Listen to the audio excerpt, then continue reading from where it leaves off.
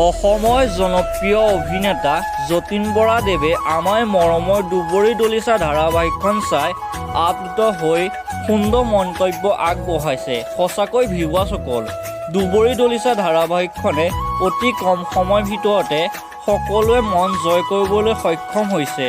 আহকচোন জনপ্ৰিয় দুবৰি দলিচা ধাৰাবাহিকখনলৈ অসমৰ জনপ্ৰিয় অভিনেতা যতীন বৰাদেৱে কি মন্তব্য আগবঢ়াইছে এই ভিডিঅ'টোৰ জৰিয়তে চাওঁ আহক। গোটেই অসমবাসীৰ লগতে ময়ো যতীন বৰাই খুব গৌৰৱেৰে কৈছোঁ যে মই ভালপোৱা এখন ধাৰাবাহিক ভিতৰত অন্যতম হৈছে দুবৰি দলিচা। ৰেঙনি চিৰিয়েলত সম্প্ৰচাৰ হৈ আছে। খুব সুন্দৰ ধাৰাবাহিক, সকলোৱে সুন্দৰ অভিনয় কৰিছে। মোৰ প্ৰিয় অভিনেতা অভিনেত্ৰী আছে, য'ত মাধুৰিমা বাইদেউ আছে, মিনু বাইদেউ আছে, মোৰ ভাতৃ অৰূপ বৈশ্য প্ৰমুখ্যে নবীন প্ৰবীণ শিল্পী আছে। এই ধাৰাবাহিকখনক পৰিচালনা কৰিছে ইনু বৰুৱা।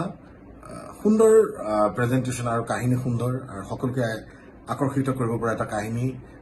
খুব সুন্দৰ মেকিং হৈছে, সকলোৱে চাই আছে, চাই থাকক আৰু এই দুবৰি দলিচাৰ উত্তৰটোৰ কামনা কৰিছোঁ, সকলোকে শুভেচ্ছা জনাইছোঁ।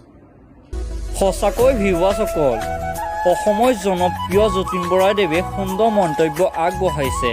আপোনালোকে কোনে কোনে দুবৰি দলিচা ধাৰাবাহিকখন চাই ভাল পায় তলত কমেণ্ট বক্সত জনাবলৈ নাপাহৰিব। আৰু মোৰ চেনেলটো যদি ছাবস্ক্ৰাইব কৰা নাই, ছাবস্ক্ৰাইব কৰি ল'ব। ধন্যবাদ।